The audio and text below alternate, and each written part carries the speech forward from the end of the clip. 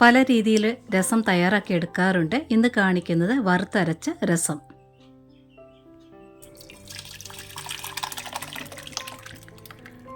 രസം ഇഷ്ടപ്പെടുന്ന എല്ലാവർക്കും ഒരുപോലെ ഇഷ്ടപ്പെടുന്ന ഉടുപ്പി രസമാണിത്. ഇനി ഇതെങ്ങനെയാണ് തയ്യാറാക്കി എടുക്കുന്നതെന്ന് നോക്കാം.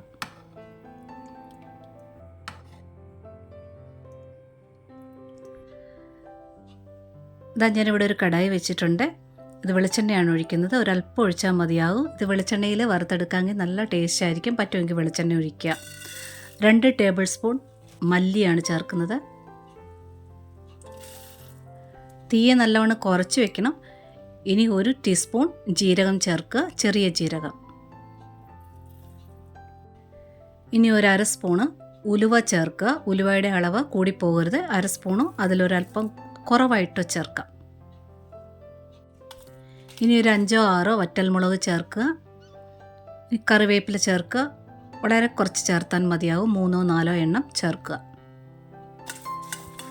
ഇനി കുറഞ്ഞ തീയിൽ തന്നെ വേണം അവസാനം വരെ വറുത്തെടുക്കാനായിട്ട്. നന്നായിട്ട് ഇളക്കി കൊടുക്കുക. എല്ലാ മല്ലിയും ഒരുപോലെ വറുത്ത് കിട്ടണം.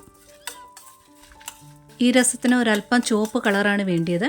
അപ്പോൾ കാശ്മീരി മുളകും എരിവുള്ള മുളകും കൂടെ മിക്സ് ചെയ്ത് വേണം ചേർക്കാനായിട്ട്. എൻ്റെ കൈവശം ഇപ്പോൾ കാശ്മീരി മുളകില്ല. ഞാൻ മൊത്തത്തിൽ ഈ മുളകാണ് ചേർക്കുന്നത്. അപ്പോൾ ഈ രസത്തിന് അല്പം ചുവപ്പ് കളറ് കുറവായിരിക്കും. ഇതാ മല്ലിയൊക്കെ കുറേശ്ശെയായിട്ട് കളറ് മാറാൻ തുടങ്ങിയിട്ടുണ്ട്. ആ ജീരകമൊക്കെ പൊട്ടി തുടങ്ങും. ഈ പൊടി കുറച്ച് ഏറെയായിട്ട് പൊടിച്ച് വയ്ക്കാം.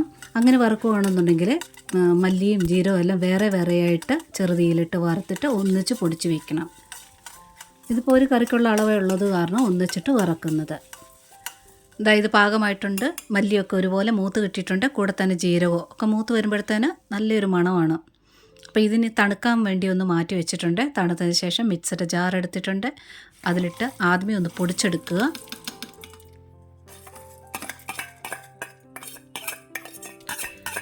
ഇത് എത്രയും പൊടിച്ചെടുക്കാൻ പറ്റുമോ അത്രയും പൊടിച്ചെടുത്തുകൊണ്ട് വരാം.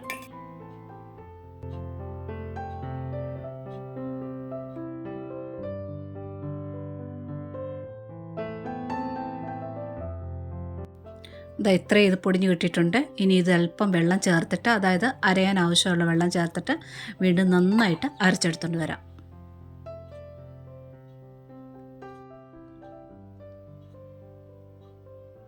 നന്നായിട്ട് അരഞ്ഞു വന്നിട്ടുണ്ട്. ഇതിനെ അങ്ങോട്ട് മാറ്റി വയ്ക്കാം. വീണ്ടും ചട്ടി വെച്ചിട്ടുണ്ട്. പറ്റുമെന്നുണ്ടെങ്കിൽ വെളിച്ചെണ്ണ തന്നെ ഒഴിക്കുക. കുറച്ച് കടുകിട്ടൊന്ന് പൊട്ടി വരട്ടെ. തീയെ നല്ലവണ്ണം കുറച്ച് വയ്ക്കുക. കടുക് പൊട്ടിയ ഉടനെ തന്നെ ഒരല്പം ജീരകം ചേർക്കാം.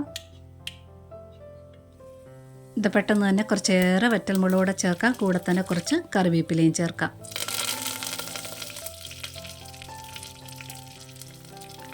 ഇനി ഒരു 2-3 പച്ചമുളക് ഒന്ന് കീറിയിട്ടത് അതുകൂടി ചേർക്കാം. പച്ചമുളക് ഒന്ന് മൊരിയണം. ഒന്ന് ഇളക്കിയെടുക്കാം. ഇനി ഇതിലോട്ട് 2 വലുപ്പമുള്ള 2 തക്കാളി എടുത്തിട്ടുണ്ട്. നല്ല പഴുത്ത തക്കാളി ആയിരിക്കണം. കൂടെ കുറച്ച് ഉപ്പ് ചേർക്കാം. ഒരല്പം കായപ്പൊടി, ഒരല്പം മഞ്ഞൾപ്പൊടി കൂടെ ചേർക്കാം. ഇനി തക്കാളി ഒന്ന് വഴന്ന് വരണം. പെട്ടെന്നായിക്കോളും. നല്ല പഴുത്ത തക്കാളിയാണ്. ഉപ്പൂടെ ചേരുമ്പോഴത്തേന് പെട്ടെന്ന് വഴന്ന് കിട്ടിക്കോളും. ഒന്നുകിൽ വേണമെങ്കിൽ സിമ്മിലിട്ടുകൊണ്ട് മൂടി വെക്കാം. പെട്ടെന്ന് വഴന്ന് കിട്ടിക്കോളും. ഇല്ലെങ്കിൽ ഇങ്ങനെ ഇളക്കി ഒന്ന് വഴറ്റിയെടുക്കുക. തീ ഒരല്പം കൂട്ടിക്കൊടുക്കുക. അതിൻ്റെ തൊലിയൊക്കെ ഒന്ന് വിട്ട് വന്നിട്ടുണ്ട്. അതായത് ആ പച്ച ടേസ്റ്റൊക്കെ ഒന്ന് മാറിയിട്ടുണ്ട് തക്കാളിയുടെ. ഇനി ഒരു നെല്ലിക്ക വലുപ്പത്തിൽ വാളൻ പുളി പിഴിഞ്ഞത് ചേർക്കുക. അതായത് നിങ്ങൾ എത്രയാണോ പുളി ചേർക്കുന്നത് അളവിൽ ചേർക്കുക.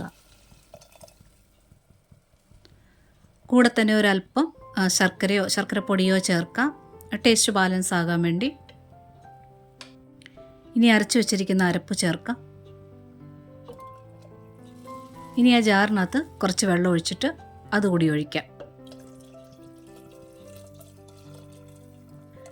ഞാനിവിടെ മൊത്തത്തിൽ 4 ഗ്ലാസ്, നമ്മൾ വെള്ളം കുടിക്കുന്ന നീളമുള്ള ഗ്ലാസ് ഉണ്ടല്ലോ, അതിന് 4 ഗ്ലാസ്സാണ് മൊത്തത്തിൽ വെള്ളം വരുന്നത്. കുറച്ചുകൂടി വെള്ളം ഒഴിച്ചിട്ടുണ്ട്. ഉപ്പ് കൂടി ചേർത്ത്, തക്കാളിക്കകത്ത് ഉപ്പ് ചേർത്തിട്ടുണ്ട്. അപ്പോൾ അതിനനുസരിച്ച് ഉപ്പ് കൂടി ചേർക്കുക. നല്ലവണ്ണം ഒന്ന് മിക്സ് ചെയ്തിട്ട് ഉപ്പൊക്കെ ഒന്ന് ചെക്ക് ചെയ്തതിന് ശേഷം നല്ലവണ്ണം ഒന്ന് വെട്ടി തിളച്ചോട്ടെ. ഇനി 1-2 ഐറ്റം കൂടി ചേർക്കാനുണ്ട്.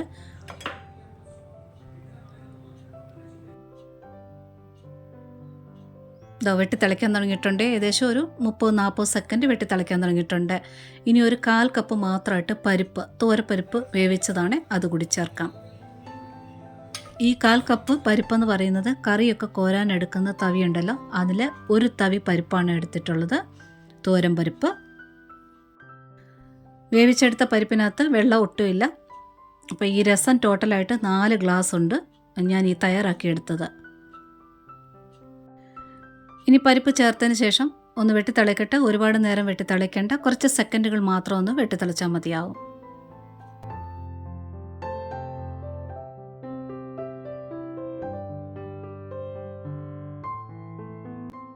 തിളയ്ക്കാൻ തുടങ്ങിയിട്ട് ഒരു 30-40 സെക്കൻഡ് ആയിട്ടുണ്ട്. ഇതുപോലെ ചട്ടിയോ കട്ടിയുള്ള പാത്രമാണെന്നുണ്ടെങ്കിൽ കുറച്ച് മുന്നേ വേണമെങ്കിൽ ഓഫ് ചെയ്തിടാം. ആ ചട്ടിയുടെ ചൂട് കൊണ്ട് കുറച്ച് നേരത്തിന് തന്നെ തിളച്ചോളും.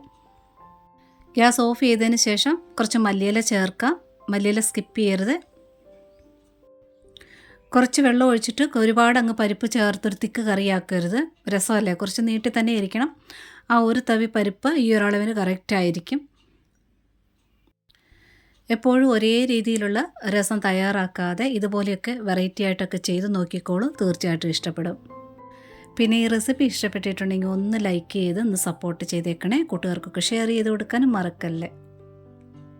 സബ്സ്ക്രൈബ് ചെയ്യാതെ കാണുന്നവരുണ്ടെങ്കിൽ ഒന്ന് സബ്സ്ക്രൈബ് കൂടെ ചെയ്തേക്കണേ. നോട്ടിഫിക്കേഷൻ ബെൽ ബട്ടണിലെ ഓൾ ഓപ്ഷൻ ഒന്ന് ടിക്ക് ആക്കിയിടാനും മറക്കരുത്. അപ്പോഴാണ് പുതിയ വീഡിയോയുടെ നോട്ടിഫിക്കേഷൻ നിങ്ങൾക്ക് വേഗം എത്തിച്ചേരുക. ഒരുപാട് സ്നേഹത്തോടെ താങ്ക്സ് ഫോർ വാച്ചിങ്.